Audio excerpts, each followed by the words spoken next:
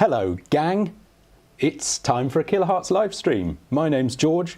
I'm Per. here with Per Larsson. Yeah, welcome, Per. Welcome you all at home.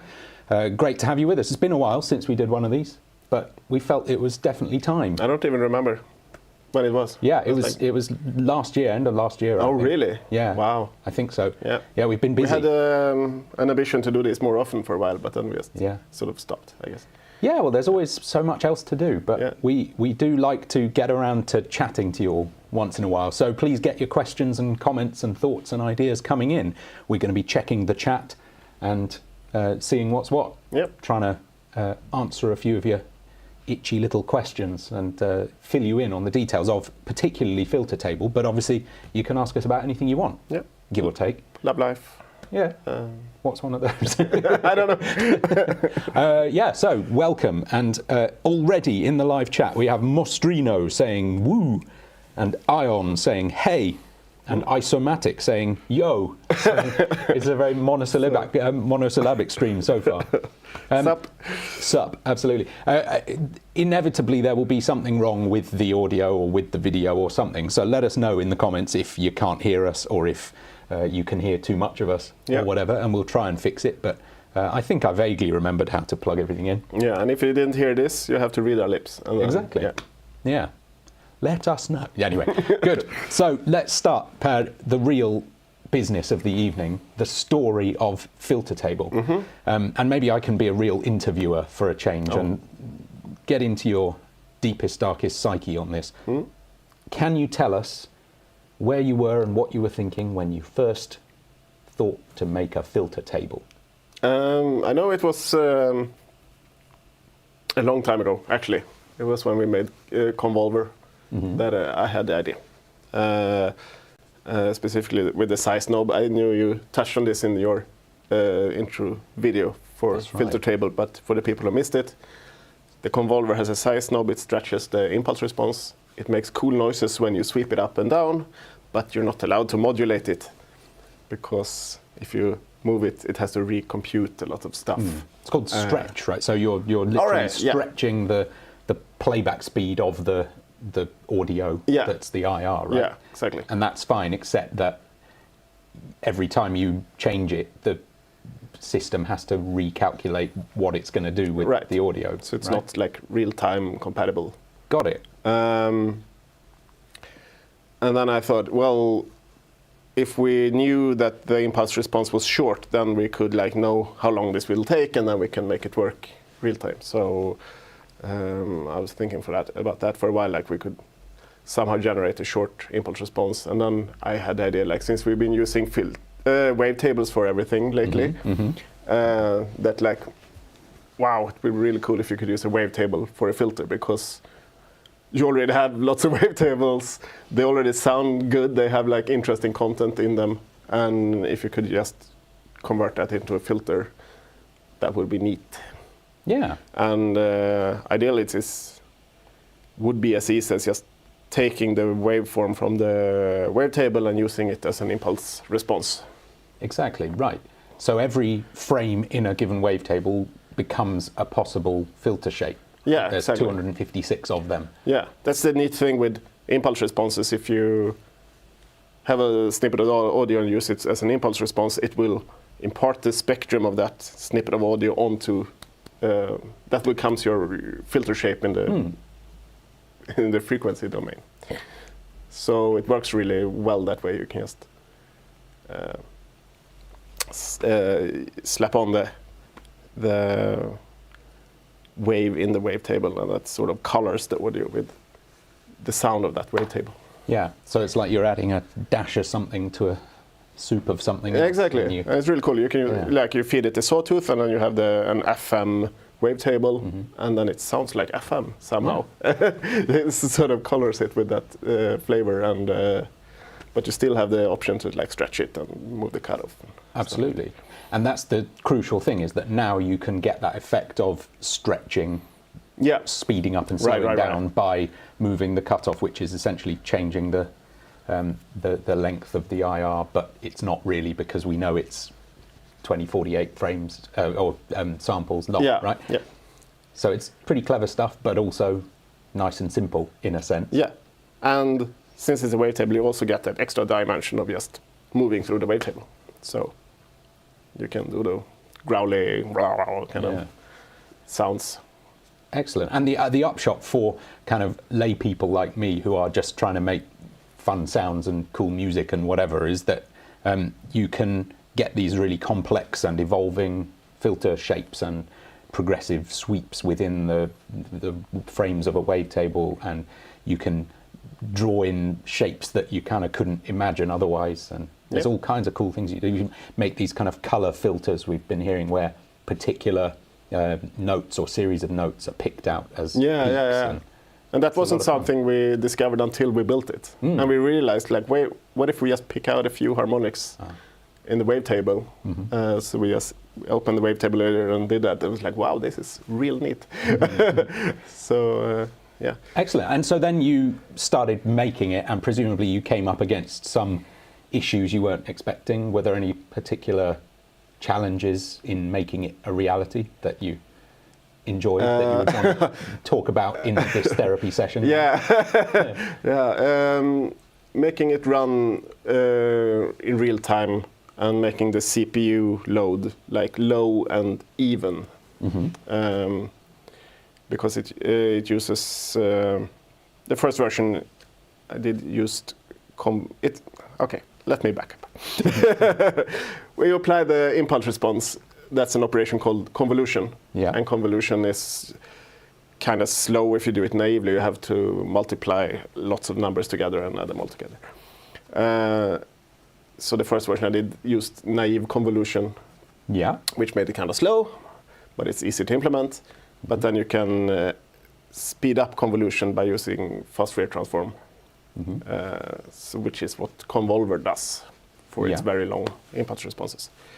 And that's essentially, again, just for me to dumb it down for my own sake, that's kind of like turning a lot of maths into not very much maths, right? You just flipped the math around in this particular way that makes it much more efficient to compute. But the end result is the same.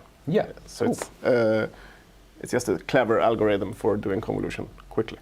Nice. The problem with that is that you get latency, and you get a spiky CPU response. You get like it does nothing, it does nothing, it does nothing. Then when it's accumulated one buffer of FFT data, it has to do the FFT computation and get a huge spike. So mitigating both of those things are possible, but it takes a lot of work to do that and to make it run smoothly. So Anders helped out a lot with that and really banging his head on it for a long time until we got it working. So excellent. I'm glad that you were able to outsource the unpleasant part. So that was one part of the problem of building it. The other part was taking the waveform from the wavetable and converting it into impulse response. Right. Because we actually want to do some transformations to it to make it sound good. We don't just pluck it out of the wavetable. Unless you're running in the raw mode, with the phase mode, then it basically does that. But, which sounds great, but you get some artifacts and stuff doing that. And if you want it really clean, then you need to put a window function on it so it like fades in and then fades out again.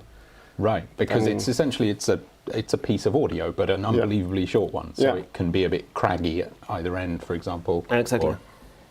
Sure. Also, if you think about a waveform in a wavetable, you're not sure it will start and end at 0. Sure. So if you pick a wave that doesn't do that, it'll have like a spike up and then a spike down. And those little transients will create like higher frequencies that you didn't actually want because they weren't in the waveform of the wavetable. I see. Yeah.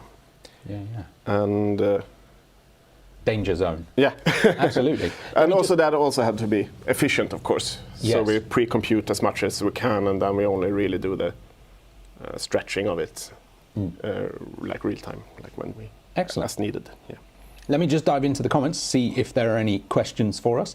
There's a few more hellos. 5 Steps Glork Glunk who made the music for the trailer. Yeah, which is excellent. Very lovely. Glove Bunnies Videos says, love Kilohearts. Thank you. Hello, my favourite Kilohearts team from Kiborg-Ja. Hello. Reino Olivier says hello. And then there's a question here from Spirit Groove. Can filter table be modulated per note with MPE? Yes. Thanks for the question. But only in Faceplant. You need it. In Faceplant, you can set a lane of effects to be polyphonic. Yeah. So then you'll get one instance per note, and you can modulate it polyphonically.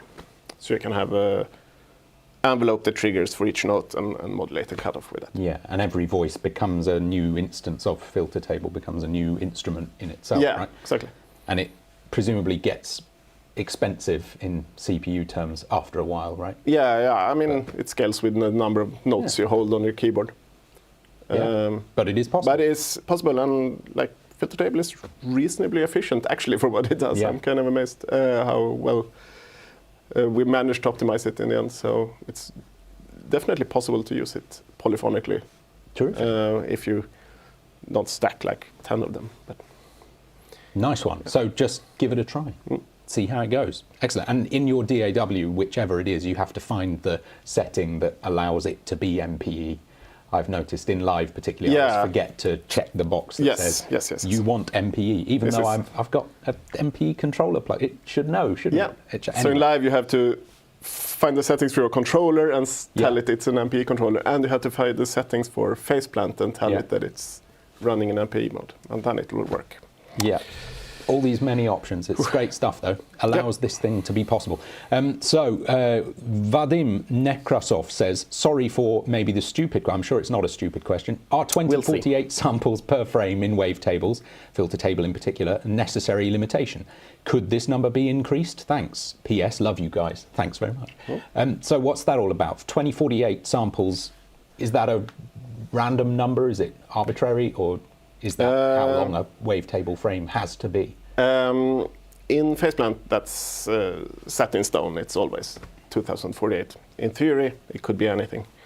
There are some reasons for choosing that. One, it's a power of 2. Yes. So it's 2 to the power of 11, I guess. And that's important for FFT stuff. Because FFT is only fast if what you feed it is a power of 2. Yeah. So we wanted 2000 would be a silly choice. Yeah. And 2050 would be also silly, presumably, because it doesn't quite fit into the series of 2 powers that make things efficient. Right. So the other choices then would be 1024 or 4096. So then you have to consider what does the length give you, and what it gives you is a number of harmonics. The number of harmonics is half of the length, so 1024 harmonics is what you can fit in a wavetable. And the lowest note you'll usually play is like 20 hertz something. That's the region where things stop to sound like notes and just start to sound like rhythms. Yeah. You know? So if you count, let's say it has 1,000 harmonics for easier math. So 20 hertz times 1,000 is 20,000, right? So that's the upper limit of hearing. So that means with 2048, that neatly covers the whole spectrum of sound. Excellent. For filter tabling specifically, it could actually be a reason to have it more than that, because you can pull the cutoff down below 20 hertz actually. So if you do that now, you just get silence in the high end. So it could be nice if there were some more harmonics up there. But I mean, the point of it was that you could use all your wavetables. Yeah. And also if you double the length of it, you take a CPU hit from doing that, and you get longer latencies depending on the phase mode and stuff like that. So still, I think 2048 is a really nice sweet spot. Always seems to be about finding sweet spots and finding the balance within what's possible. And I'm still waiting for you guys to just break the laws of physics and math and do impossible things. So if you can keep trying, then that would be awesome. Yep, working on it. But for now, it's all sounding pretty groovy, even within the rules. So good job. So not a stupid question at all. Thank you, Vadim. That was very interesting. Hello, says Charlie. Hello. No, hello. Hello. That's what Klaus says whenever you get it come in the morning, or when he comes in, he says hello. Hello. I always laugh when he says it's time for lunch as well, because in Sweden they've got an interesting habit of shortening words and giving them a little cute ending, and he calls lunch ludre. Yes. I don't know why. It makes me laugh. Anyhow, Space is Water says, I bought your Kilohearts Ultimate Bundle, and I have to say it's amazing. Thank you. Thank you very much. Your check is in the post. Glad you're enjoying it. Spirit Groove says, yeah, back to monosyllables. That's excellent. Let's see then. Any more questions in the chat here, or shall we go to Discord? Any future feature updates planned for Filter Table? I'm new to Kilohearts. I love Phaseplant and Filter Table. Yep. Generally, future feature updates are always planned. It's a sort of living system, isn't it? But Absolutely. Is there anything in particular? I don't have something we're working on for Filter Table specifically right now. No immediate itches after it was released. You thought, I should have just. No? No, not really. I think it's really nice the way it is. I'd rather not add more knobs to it. But we'll see what people do with it, and if they find any limitations that they bump into, and maybe we'll tweak it. Terrific. Let's just jump into Discord, where we have a few questions that came in yesterday. Could we ever get a future Filter Table update to allow it to work as a notch or high pass rather than always chopping off high frequency data when cutoff is dropped? It's this thing I talked about, that the cutoff can go pretty low and then you lose the high end. Because there's just no harmonics there, so there's nothing to put there. During development, we actually toyed with a few different ideas of just letting the audio go through up there. That I guess would be more of a notch mode, or sort of extending the harmonics up there, just making stuff up basically to fill that space.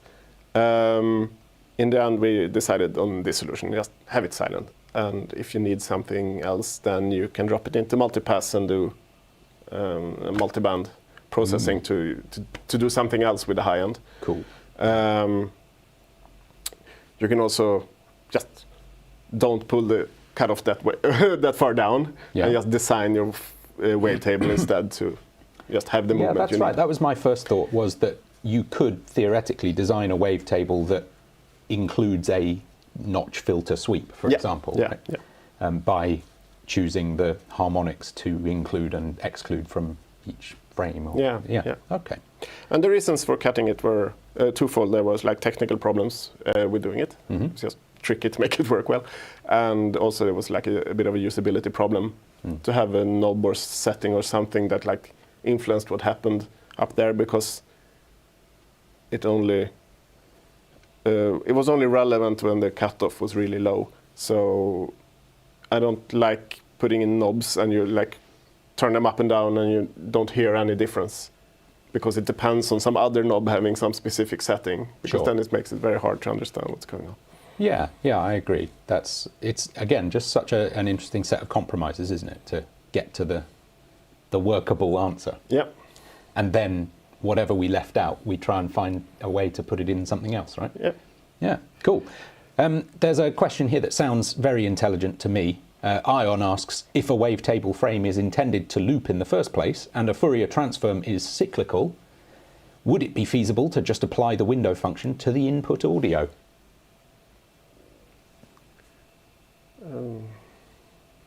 You foxed us. No, I don't. I can't wrap my head around what that would mean. I'll answer that then. It's okay if you don't understand. Yeah, definitely. That's easy. Yep. I could probably do that. I'll get working. Yep. I mean, we do window the input audio. We take it in chunks and process them in chunks, which is a rectangular window, if you will. Okay.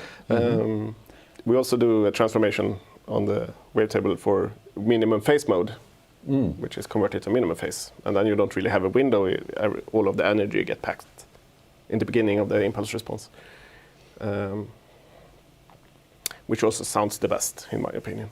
You get a very snappy response. You get like, if you have a sawtooth, you like get that bite of the sawtooth rather than like smearing out all the faces. Great, you've actually started to answer the next question already from Glove Bunny's videos. Filter table has 4 different phase modes. Which mode would you recommend for general use? Or is it more related to content? Yeah, so minimum. We included all of them because we know they all have uses. Yeah.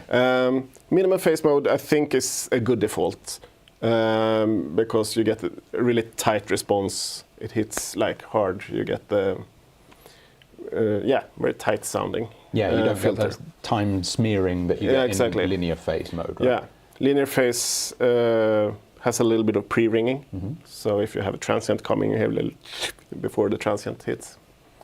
The benefit of linear phase is that you can do parallel processing without getting like phase cancellation, which can be handy if you're doing that. One drawback of it is that it adds latency. And then we have a problem with both of those 2 modes is that they discard all the phase information from the wavetable. Right. They just zero all the phases. So that's what the original mode does. It tries to preserve as much of the phase information as possible. Right, because again, just forgive me for being a noob here, but as I understand it, the wavetable is sort of, at least conceptually, made up of sine waves at different harmonics, and so each of the individual partials has its own phase setting from sort of negative 180 to positive 180 or 0 to 360 or whatever. There's a sort of, and that's represented in the visuals at least by having the waveform slipping left and right, and so it's a question of where in the cycle the form starts, and each of the harmonics has a saved or represented phase number or phase value. Which seems like an awful lot of information to me when there's more than 1,000 individual harmonics to each have. But original phase tries to preserve all of those relationships. Actually, what it does is tries to create a filter kernel that works in such a way as when you feed it a sawtooth wave, it will have the similar phases in the output as the wavetable has. So if you look at the output in an oscilloscope, you'll see the same shape as your filter wavetable if you feed it a sawtooth. So that's what it does. Cool. What's a filter kernel? That's the impulse response. It's a different word for impulse response in this case. Excellent. So that's what the original mode does. Cool. So there's some math going on to make that happen. And then raw mode, of course, just takes the frame pretty much without processing. Which can lead to some danger. Fun danger. Excellent. Original mode also has some latency, so if you worry about that, don't use it. With raw mode, you can actually design, if you think about it a little bit differently, as you're actually designing impulse responses in the wavetable editor, you can get some really cool results out of that as well. Excellent. Fantastic. Let's just take a quick look at a few more questions, and then we'll go into more general questions about other things than filter table, if that's all right with you, Per. Let's just see. Maestro DL Styles, Harry's brother, asks, what about a spectral table in the works? And then there's a response to that question from 5 Steps. Is filter table not tabling spectrally enough for you? Yeah. Which gets to the heart of an issue I've been wondering about a lot, which is what actually is spectral processing? What does that mean to you, Per? Or to I don't know else? what it means really. I think what people mean with it is that you do something FFT based, where you take the incoming audio, chop it up into bits, do FFT, muck around with the magnitudes and the phases, in frequency space, Yeah. then do an inverse FFT and stitch it back together. And the result of that, again, in very basic layman's terms, as far as I understand it, correct me if I'm wrong, is that you can process individual very narrow frequency bands in different ways, or without affecting them all more broadly. Is that the idea, that you get these sort of buckets of one harmonic at a time? It depends. Right. Depends on how big chunks you work with. The bigger the chunk you work with, like at a time, the more precise you can be with like targeting certain frequencies. Yeah. It's Heisenberg uncertainty relationship thing. Like you need to look at quite a big piece of audio to be able to discern frequencies, right? Yeah. If you look at only a tiny bit, you can't really tell the difference between frequencies as well. There's also the problem, like when you start to do this, you take some audio, you put a window function on it, do FFT, start to muck about with it, inverse FFT, and suddenly your audio has sort of leaked out of the window function that you put on it. And you start to get a lot of artifacts from that, and you can start to hear a beating on the frequency you do these FFTs. It's not an exact science. You can get some cool results out of it, but it will always sound kind of messy, and there will be latency, and there will be like phase smearing and weird stuff happening. Yeah. So I think sounds like fun. Yeah. I mean, it is fun, but I think the approach we have in filter table does something different, and we actually talked about calling it spectral table, but instead we went with filter table because I think spectral has kind of a bad rap because of these artifacts you usually hear with like spectral based plugins. Got it. Okay. But So- other than that, I don't really know what spectral means. Like, Yeah. you can think about things in the time domain, you can think about things in the frequency domain. Both are valid.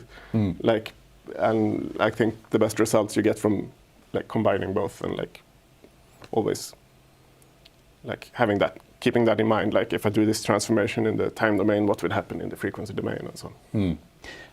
A question I always want to ask is, what kinds of sounds are we looking for that we aren't currently able to find? And maybe that's a question for me to ask to the chat, with reference to this idea of spectral processing. Yeah. Is there any particular type of sound that people make using plugins that are called spectral that the filter table doesn't allow them to do, or that we're still looking for? Yeah. Answers in the chat if you have them. Before we get any answers to that, I'll quickly read out a comment from our friend Klaas Espen Krona, who we were mentioning earlier on. He always says hello when we come in the morning, and works at that desk there. Yeah. And we actually have the camera on his desk right now. Yeah. He says that this looks a bit like Swedish 80s television with the colours and chairs and lamp. Yeah, and we're going stuff. for a ketchup and mustard theme. Yeah. Hot dog. We're looking slightly different this week because, or this time, because we're normally in the kitchen, and we're in the chill room right now because it's just the two of us. We should say, actually, we were supposed to have Linus with us this evening, but he was unable to make it. He's a little bit under the weather, poor fella. Yeah. So maybe next time. But hi to Linus if he's watching. And there was a question here from, I think, Kel Sounds. Will I be able to rewatch this? And just like Linus, if you're needing to go to sleep early now, you can rewatch this later, anytime. It'll be on the Kilohearts YouTube channel. So subscribe and hit the like button and tell your friends and all that junk as well. Unless we do something too embarrassing. Yeah, exactly. Then we delete it. It'll be gone instantly. I've got a couple of questions along a similar line, one in Discord and one in the chat here. Moving on a bit from filter table specifically now, about the clap plugin format, which was introduced a year or two ago and is gaining in popularity as far as we can tell. Thoughts on adding clap, asks Bronson Cox. And we get this every live stream. Should I Yank asks, what is the status on clap support? Yeah. What does clap stand for, first of all? I don't know. I think it's like... I'm going to look it up. Yeah. Do my research during the stream while you answer. Yeah. So clap is, you know, I'll explain to the people who don't know what clap is. It stands for Cleverer Audio Plugin. Oh, yeah. Clap. That's very good. That's great. There are lots of plugin formats: VST, VST3, AAX, AU version 2, AU version 3. And most of these are created by companies in the DAW space, and they have like some sort of influence over them, or some sort of licensing connected to them, or something like that. Yeah, VST is Steinberg's VST thing, Steinberg, for example, AX is Avid, I guess, and AU is Apple. Yeah. And clap is an approach to create an open standard, which is like more democratic. And I think they have largely succeeded in that. And it's a pretty good API, I think. But for an end user, it doesn't really give you that much. Like, it doesn't give you any new features. Maybe it, like, you sleep a little better at night knowing that you run clap instead of VST for some reason. And that's why we haven't put a lot of work into implementing clap, because it's like, it doesn't really benefit us or the customers much. Is it not opening many new doors? No, it has some features that the other plugin formats don't, but we haven't built our plugins to take advantage of those features anyway. So like it's hard for us to make that work. Actually, that makes it kind of hard to implement it well, because we probably have to add lots of functionality to the plugins itself to make a clap implementation. It's just not a wrapper around what we already have. That said, yeah, it is a nice API, and eventually I'd like us to support it. We just haven't prioritized it because it's more fun making new products. And there's also, like, apart from the implementation cost, there is maintenance cost to doing these things. Like, it's one more plugin format, and that plugin format will run on several DAWs, on several operating systems. Sure. So yes, that matrix of stuff we have to support increases by quite a lot by implementing it. Yeah, and it's still a small team, isn't it? It is, yeah. We're not thousands of people sitting around twiddling our thumbs, are we? No, we're just 3 people who are working on the plugins. Yeah. So again, to compromise and prioritizing and finding the balance and stuff. Yeah. It's the theme always, isn't it?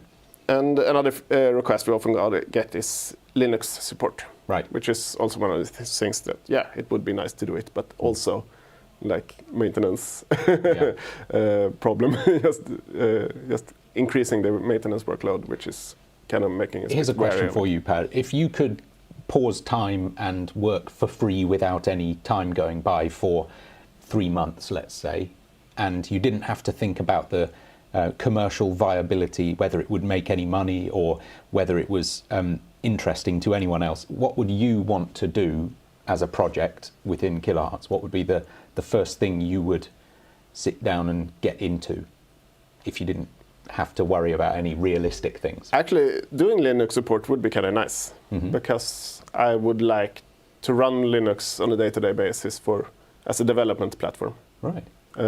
Because it's just, for programming, it is quite nice. Yeah. So again, as a noob and a non-knower of things, I don't know what advantages it offers. Can you explain very slightly what is good about it and what? It's kind of this made by programmers for programmers kind of operating systems. Like, you have a lot of control over tinkering with stuff, and I get more and more upset with the features in Mac and Windows where they do this. Oh, here's all your files are now in OneDrive, and we have an AI assistant and advertisements in the start menu and stuff like that. It just upsets me. Sure. Couple of mentions of iOS from Future Lust Media. Hello. Any plans to do mobile versions? No. Okay. I guess one of those things that also would be nice Yeah. to have, I guess, but also I don't really feel like that's where our products would shine. Like Sure. that interface, it doesn't map well to a touch screen, and it's not what we're targeting. Awesome. Okay. Sanjo has joined the chat. Hello. I'm late. Was the vocoder mentioned? No.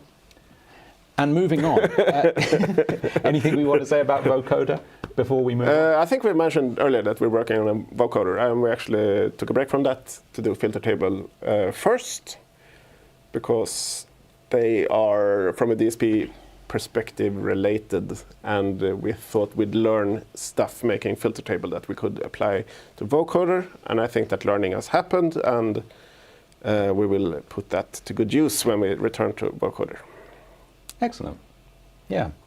There's always some overlap, isn't there, with products doing something a bit like what something else might do, and finding the separation seems to be a big task as well, just to define the boundaries of what's one product and what's the next. Yep. That's something I enjoy watching you all do. Excellent. We've got a couple of folks talking about feedback. Maestro DL Styles again asking about feedback, and there was another one further up in the chat which I've lost again now, I think, but that is actually something else we've been talking about as a potential future development area, putting in some kind of feeding back, looping, send, receive, something into the plugins. What's the current state of thought internally on that? Are we willing to talk about it? We are working towards having some kind of feedback, so you can have like snap-ins in a feedback loop in some way. We have a few different options on how to implement that. And the one I think we're leaning towards right now is to do a new snap-in host. So you get snap heap, multipass, and then this new host, which is like a delay plugin, but you put snap-ins in the feedback, and you can maybe you can have several taps, maybe you can do stuff. It's all a bit tap heap. Yeah.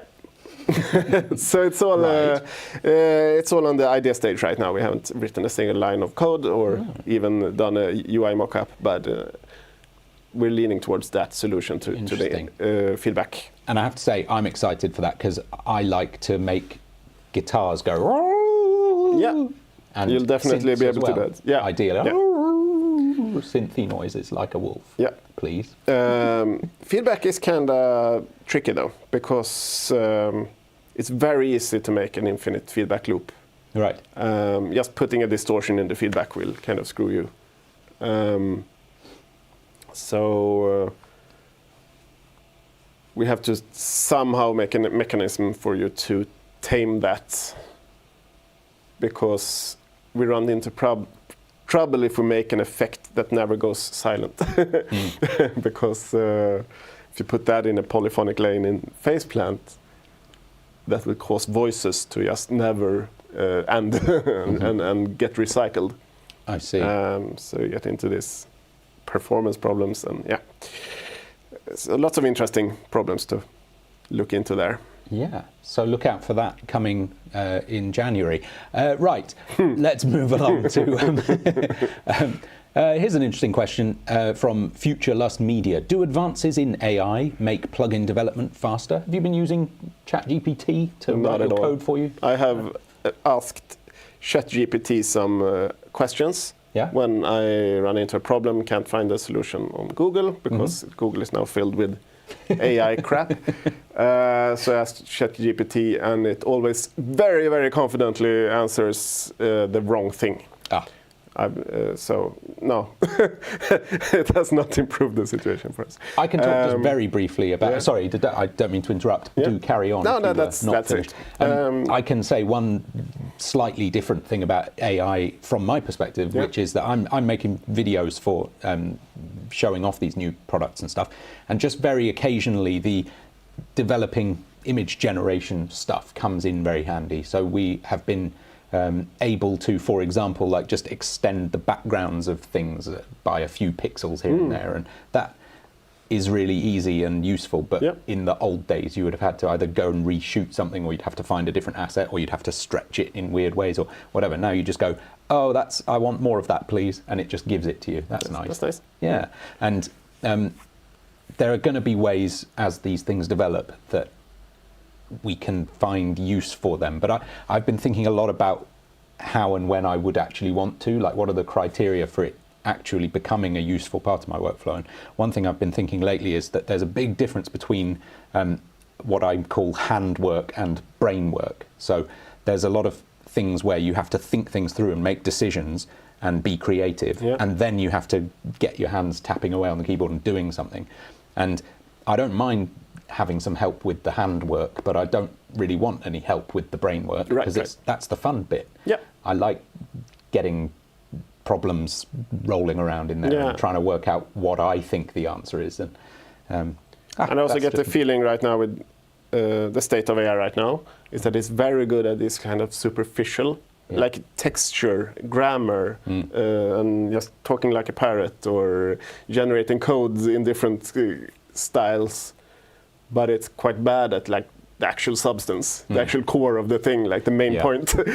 Another really sort of simple viewpoint that I have on it is that, particularly with image generation, the big difference between human artwork and AI art is that with excellent human art, the more you look at it, the more wonderful it becomes, because you notice all the wonderful detail. It's exact opposite with AI. The more you look at it, the worse it gets. That's just nothing. It turns out that's rubbish. Is that a nose? No. It's, I think AI art is great for advertisement, because it's like art no one wants to produce for people who don't want to watch it. Maybe we can make AIs that watch the advertisements as well, and then it's like... That would be tremendous, wouldn't it? Yeah. Lots of love for the idea of feedback. Data Broth is in the chat saying feedback. Yeah. Our feedback is feedback, please. And it's all very positive. So a damping knob plus panic button would be good for a feedback host, says Glunk. Yeah. I think also we just put a forced limiter in there. So I think is the play. But it's hard to make feedback sound good, actually. When you start to play around with it, it's very easy to just make it sound weird and like have some partials that just ring out forever and it just goes boo. It's very hard to control. That's the fun of it. Especially when I love thinking about these old guitar players who used to like play feedback. Robert Fripp famously used to do this thing. It's on Heroes by David Bowie, where he would measure distances from his amp and play harmonics by standing at different distances from his amplifier, like taping on the floor. It's really cool. But this is the kind of stuff that if you aren't nerdy enough to measure and take things down, it is just chaos. So, and also like for a guitar and an amplifier, like it should never be completely silent somehow, right? And but with the digital space, it's more.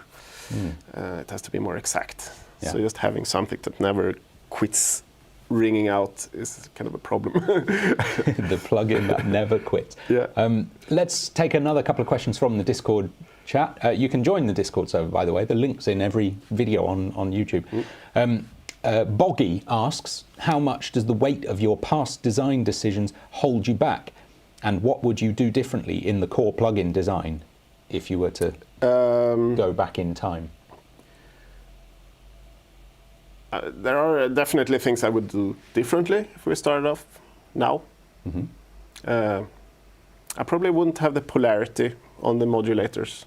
Oh yeah? Maybe I'd put that on the connection instead. Why is that? It just seems neater because now you have to keep track of what the polarity of all the modulators are, and it just feels a bit unelegant. Yeah. Maybe the other way is not more elegant, but maybe it is. There's also some stuff we made in the framework early on that probably wasn't the best design, but we're actually working on doing a big refactor of that, which will open up new possibilities for new features that we can add to Faceplant, which is kind of exciting.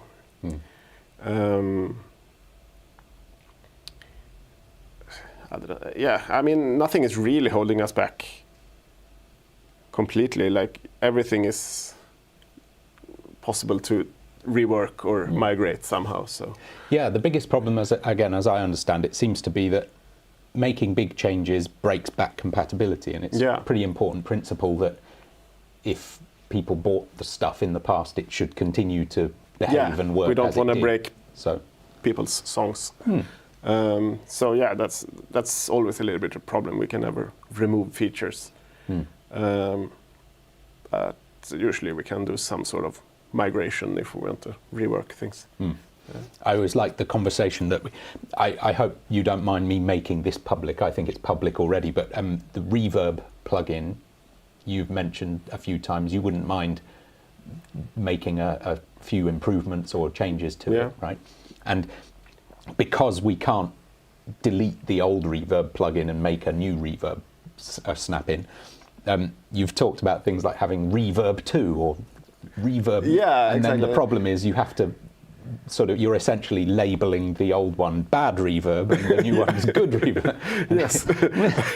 Yeah, we have like a drop down. It's like, what algorithm do you want? Do you want classic or like improved? Or, it's weird. Yeah, that's a bit of a problem. Sure. But yeah. We broke out of that with filters by giving them funky names. Yeah. So non-linear filter, ladder filter. And so one thing we could do is like advanced reverb and just give it a huge UI and make it premium plugin and give it lots of options, I guess. Right. That's an option. Yeah. Fantastic. A few more new folks in the chat in the last few minutes. Jason Gilman has arrived. Hello. Haslo also. Hi there. Hello. Nice to see you. Couple of suggestions around feedback.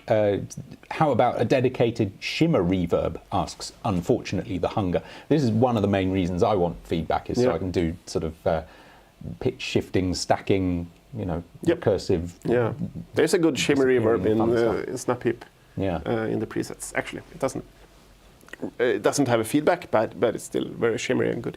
Yeah. But the truth is, a lot of things you don't need infinite. No, just stacking 3 of them and you're done. 3, 4, 5, 6. Yeah. But I love making a good shimmery, but that's fun. Yeah.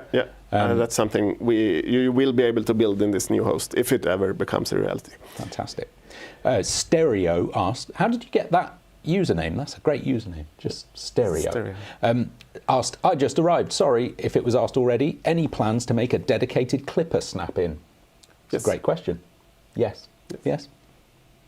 Good. No more to say about that? Good. Yes. 5 Steps asks, what would you guys like to have in a 3.0 update? Ooh. Interesting question. Yeah. So we've been also thinking about a 3.0, like what that would mean. So something we'd like to do is like touch up the UI a little bit, not turn it into something completely different, but just take a pass over everything and just see if we can do small improvements all over the UI to make it more cohesive and just feel a little bit fresh, I guess. I think that's a nice thing when you get a new major update and it just feels a little bit like, it looks a little bit better. We're also looking into, we've been talking about this for a long time, but it turned out to be a hard thing to implement, but doing some kind of preset sharing. And the plan is to start out not allowing people to share their presets, but to pull in like factory content and bank content from the cloud or whatever, rather than having you install all of it as a step one, and then do the sharing later. So we'll see how that pans out and where we get with that. But that's being actively worked on right now, and it's quite exciting. Excellent. And it's just so many design decisions around that. It sounds kind of simple when you explain it, but then when you actually get into it, it's just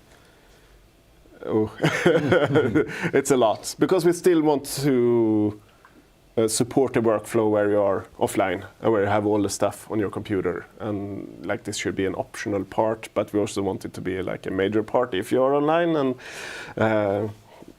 finding that balance of what's online and what's offline is kind of tricky. Yeah, absolutely. Anything else that we're really excited to add into the next major version update? Other things that toys, maybe? Yeah, without making any promises, but things we are considering is vocoder, as we mentioned. Right. Vocoder, I feel, would require audio input to faceplant, which is something we've done a proof of concept of, and we'll try to get that in as well. Mm-hmm. And that opens up quite a lot of design space for presets where you can have vocoders, harmonizers, pitch, what do you call them? You play a chord on your keyboard or a note on your keyboard, and it locks the pitch of the input to that. Whatever that would be. Tuners or whatever. Yeah. So we could have a whole folder of just presets that accept audio input, and faceplant becomes a MIDI playable effect. So that's kind of nice. Sort of, I guess you'd call it resynthesis even. You take the audio input, mungle it about somehow in a polyphonic way, because you can play several notes at the same time. So that would be kind of neat. Excellent. And a clipper. And a clipper. Yeah, cool. I did also notice somebody was asking up at the top, again, revealing little secrets, I suppose, but someone was asking about a kind of oscilloscope or any kind of visualizers, and there is possibly something in the... Yeah, we have we've had this as a side product for quite a while to make a good visualizer. So no one is working on it at the moment. It has some proof of concept kind of features. It does spectrogram, spectrum, an oscilloscope, XY scope, and it looks pretty good, but it's not done. It needs more work. And since no one is working on it, it's not progressing. Sure. But it would be cool to get that out. There's a couple more questions in the Discord chat here. One that just came in from Mayhem Dev. Please let Tap Heap go fast enough to be a resonator. I want to make physical modeling. I should just say it's not going to be called Tap Heap. I was being flippant. I'll be in trouble if that catches on. So I was thinking multi-tap. Yeah, right. Yeah. But maybe we should name it something completely different. We'll see. But yeah, what about it being fast enough feedback to... Are there any limits to how fast it can feedback? It could be quite fast. There are some problems with making it super fast. I suppose any effects you have in the feedback loop. That's a problem if you have a latency there, then that limits how fast it can be. Right. We also have a problem of we don't process things sample by sample. We process them buffer by buffer. So I think in this case it will be kind of tricky to make. Like a single sample delay would not be possible. Yeah, I think that will be tricky to make it feedback faster than one buffer. So it's possible if you don't have any snap-ins in there, but if you do, and how long is a buffer? 64 samples. I guess we could make it shorter in this plugin, but I think making a different effect for physical modeling is probably better. Yeah. Because it's kind of weird to have this super short delay and then have like a reverb in the delay chain or something. It's weird. Or a pitch shifter. I don't know what that would mean. Like so maybe we'll think about physical modeling, but maybe not gonna be for this particular host. Another question then from Connor in Discord. We've kind of answered this in some ways already, but there's a nugget at the end I want to touch on. Connor says, I like Filter Table a lot, and it was cool to watch it grow. Being in the Discord, by the way, you do occasionally get to chat about upcoming things and hear a little bit of insider news.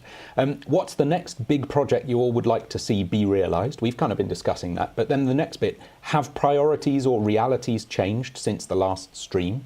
I think that's interesting. And I say certainly, but I also don't remember what we said. But let's say since this time last year, as one of the co-founders, co-owners of Kilohearts, are you conscious of the plan, the big picture plan, changing much over the course of a year, or are we going in the direction we expected to go? Yeah, we don't have that much of rigid plans. We usually just go with the flow and like what interests us at the moment, and usually that interests us for a reason. That's like, this is exciting. We want to build this. And get it out. So we're kind of bad at making those grand plans and then sticking to them, actually. Let me push it even further back then, in a very general sort of zoomed out sense. You remember back when you were just getting started with the business, you were making Kilohearts 1 and the first sort of snap-ins and multipass. And do you feel that what you find interesting and what you're all working towards is the same as it was then? Are you conscious of a change of direction, of a increase or decrease of interest in any particular aspect of things? What's the feeling?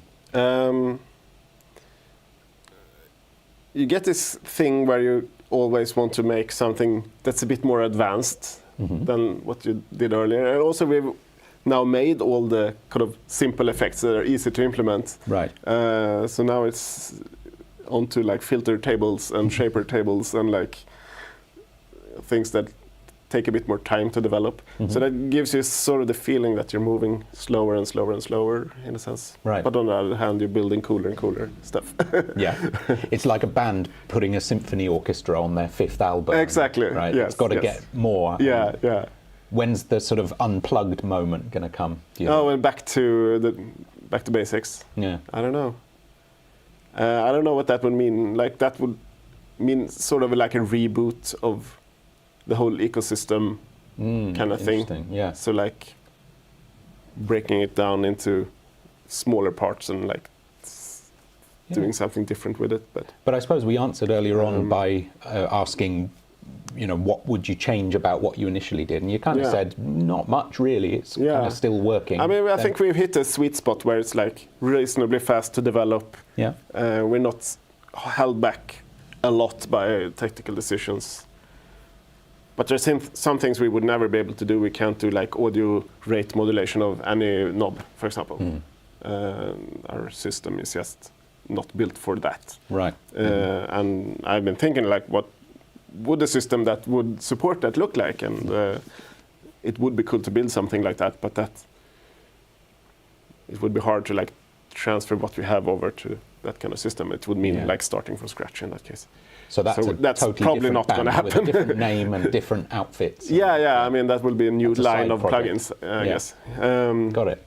But also it's probably not going to happen because it would mean abandoning everything we built up, which would be kind of silly. Here's another related question just from me now. I'm just asking questions. Are you still having as much fun as you did to begin with? Or more or less? It's more fun in that we have a larger audience, like there's a community now. Hi.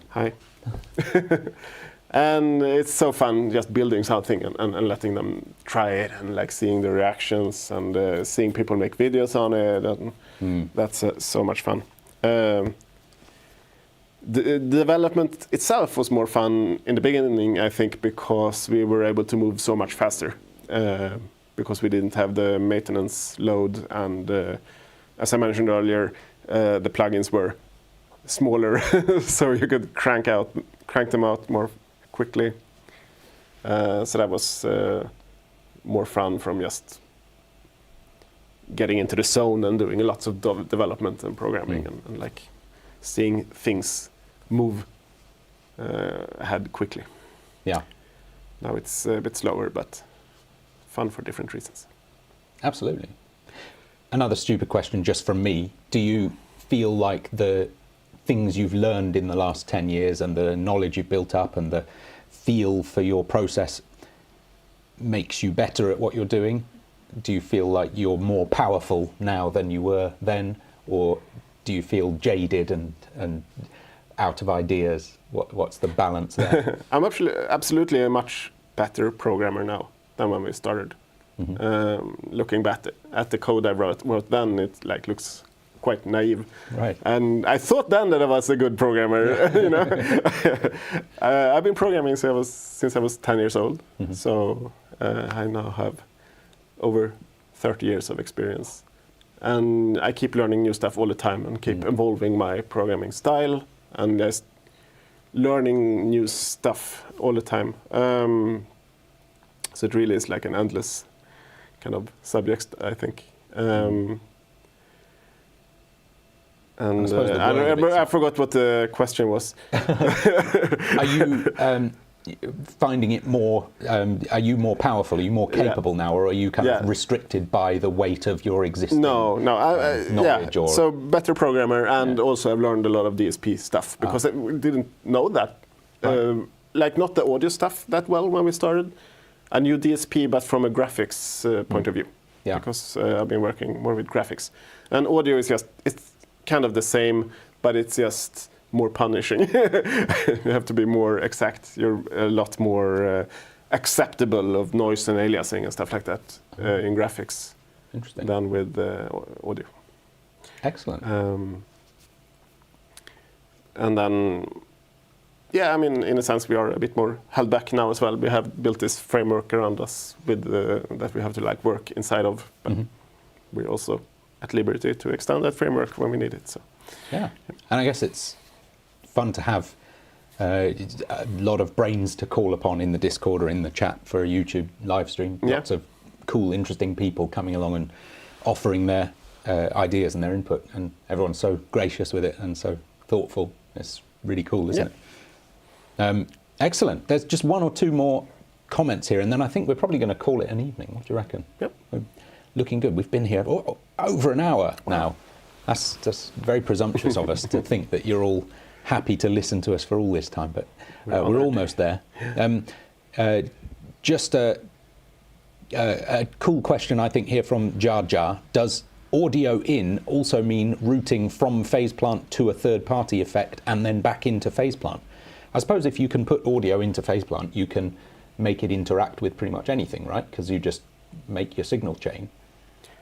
But you can't send the modulations out of FacePlant necessarily. And you probably won't be able to host, say, a VST plugin in a FacePlant lane. No, sure, but you could process in FacePlant. Yeah, send it out. Yeah, something else. And then another FacePlant. Yeah, that would work. Or fun.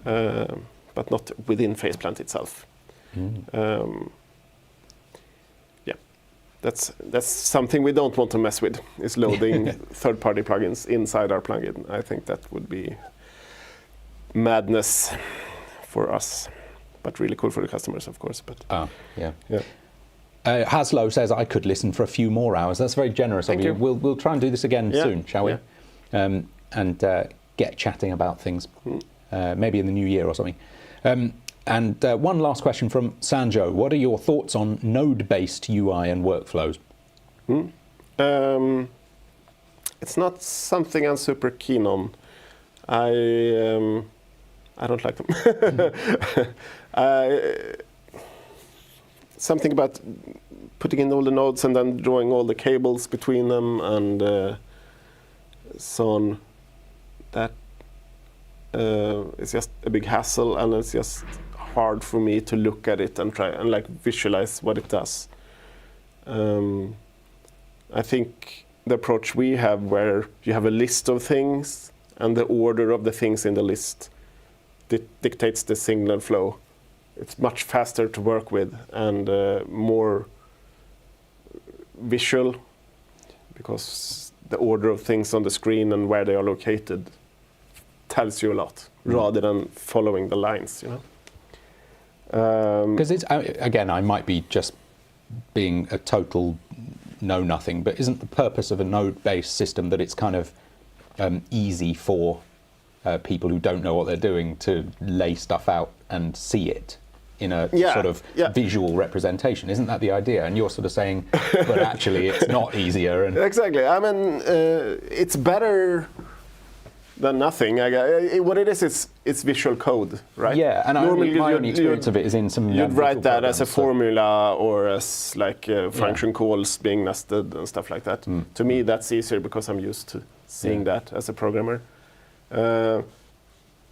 What I think is often missing from these node-based systems is like, what's the main signal? Like what is the main thing that goes through this? If it's like, if you're working in Blender, it's usually like color or something. And I kind of miss that, just being able to see where the main flow is, and because everything has sort of the same importance, or the weighting. The layout becomes so important. I was going to say my only experience of it really is in programs like Blender or DaVinci Resolve, where you're processing visual information sort of from left to right through these little boxes, and you go along the little cable into the little box, and it's sort of really easy for me, but that's because I'm generally doing very basic things, and they are 3 or 4 things in a straight line. But I do occasionally try and do something complex, and it gets very dangerous very quickly if you don't keep things organized and lay them out in a way that you can kind of go back and look and see what's what. And I get very lost very quickly in my things I've made myself, where I haven't bothered to sort of lay it out in a clean way. You can do in Blender sort of boxes around certain nodes, and this is this section of the thing, and this is that section, and but I think you're probably right. Once you get beyond a certain level of complexity, it's a lot easier to have it formulated in a more complex system that enables the sort of layout to be more formulaic or simpler. Interesting stuff, though. I wonder how much. I think, I mean, if you really want that open-ended system, but don't want programming code, I think it's a nice middle ground, I guess. Excellent. Yep. Well, nice little side thought to end on. We'll just hold on. One final thing. Andrei Petrushenkov has just joined and wants to ask, note tracking modulator is not polyphonic. Is it going to change somehow to use a poly button and control it with each note, or is there a workaround? I think I can answer that. It is polyphonic, isn't it? You have to go into the little sub menu and select per voice rather than unison, right? The note modulator note tracking, I think that's always polyphonic. Or are we? It's the one where you go to the modulator and add, and then it's just named note. Or are we talking about the pitch tracker? The pitch. If it's the pitch tracker, then that's a different beast, I guess. That is monophonic, right? Can't answer that. Like if you use it in Snap Heap on a polylane, I think it's polyphonic. Cool. Not sure about that. But the note module is definitely polyphonic, but it depends on where you route it. If you route it to a filter in an effect lane, which is not polyphonic, it will just use the last note you play. But if the lane is polyphonic, it will use the note for that particular voice. Excellent. Some lovely other discussion going on in the comments. I see there's more thoughts and questions going on than we've been able to answer. But let's do this again soon. We'll come back and we'll have some more chat. It's been really great hearing from you, Per. Yeah, and you can catch us on Discord. I get through these periods where I'm a lot on Discord and answer a lot of questions and talk a lot, and then for a month I'm not there at all because I'm focused on work or something. So right now I'm in a Discord phase, I feel. So. Excellent. Cool. Come and join us, and we'll see you there. And for now, it's been really nice, and we'll say goodbye and see you again soon. And now it's time for me to try to find the button to switch off the stream. Yeah. So, Bye. It was thanks fun. everyone. Bye.